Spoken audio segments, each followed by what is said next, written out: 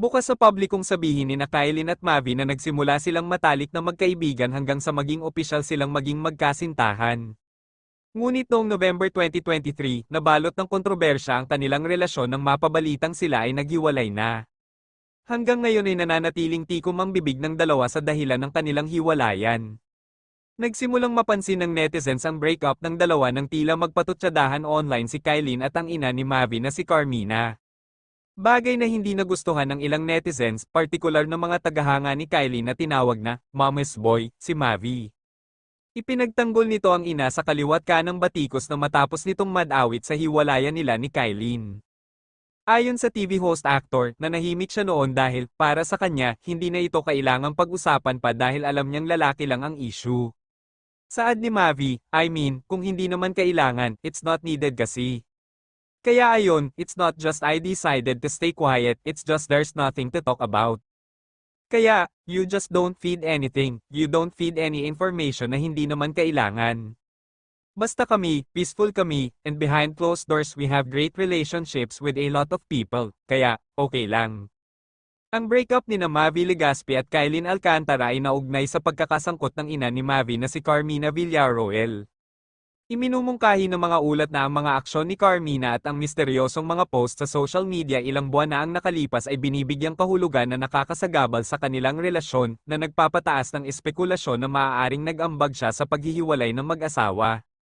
Sa breakup ni na Kylin at Mavi, nag-react si Carmina Villarroel sa pamamagitan ng pagbabahagi ng mga misteryosong mensahe sa social media na binibigyang kahulugan ng marami bilang hindi direktang komento sa sitwasyon.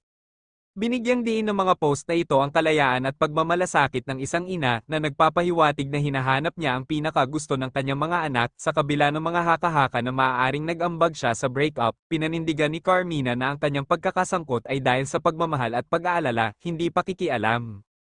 Bukod dito, inakusahan si Carmina ng pakikialam sa relasyon ng kanyang anak na si Mavi Legaspi kay Kylin Alcantara. Gayunpaman, parehong tinugunan ni na Carmina at Mavi ang mga paratang na ito. Nilinaw ni Carmina na hindi siya nakialam sa buhay pag-ibig ni Mavi at ipinahayag na ang kanyang pagkakasangkot ay puro mula sa isang lugar ng suporta at pag-aalala bilang isang ina.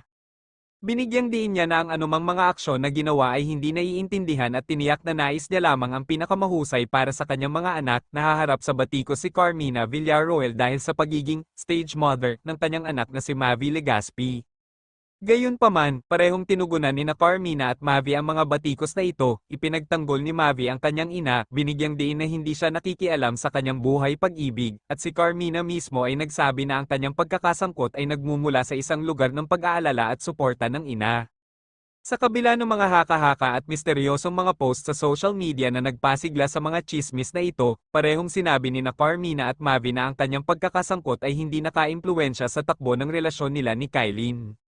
Patuloy na itinanggi ni Carmina ang mga paratang na ito na binibigyang diin na ang kanyang mga aksyon ay udyok ng pag-aalala ng ina at hindi isang pagtatangka na kontrolin ang personal na buhay ni Mavi. Ang sabi ni Carmina Villarroel sa love life ng kanyang anak na si Mavi Legaspi, hindi ko alam kung bakit nila sinasabi nilang nangingialam ako, but I don't care because I am your mother. Kung nakialam ako, hindi mangyayari ito. So, it only means na hindi ako nakialam.